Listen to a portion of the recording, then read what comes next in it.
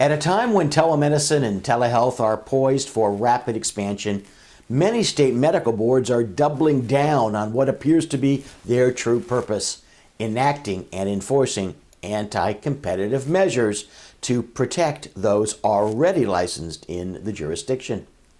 Medical boards, like all professional licensing boards, are bureaucratic barriers to open competition.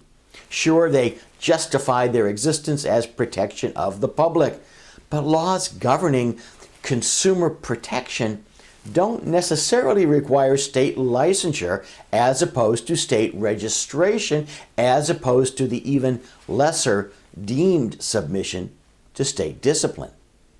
The problem with bureaucracies is that once created, they never want to destroy themselves.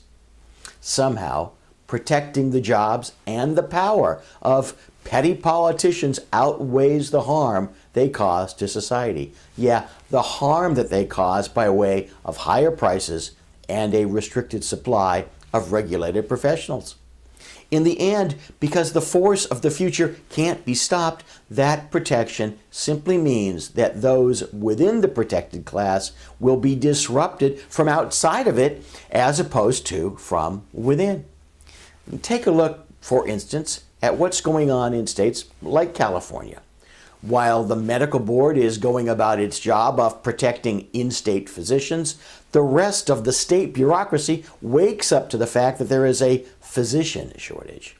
Instead of the obvious solution, which is fast-tracking the ability to practice across state lines, the end result is the creation of other classes of licensed professionals, such as naturopathic physicians, and the expansion of the scope of practice of existing non-physician healthcare providers.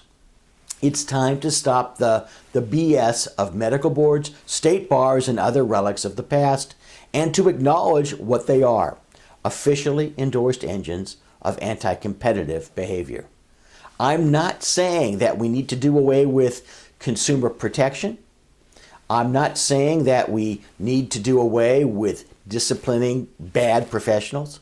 I am saying that we need to put those police powers in a box by themselves and drop the rest of the shenanigans that no longer pass the laugh test. For complimentary resources, including articles and our monthly newsletter, The Advisory E-Alert, visit advisorylawgroup.com.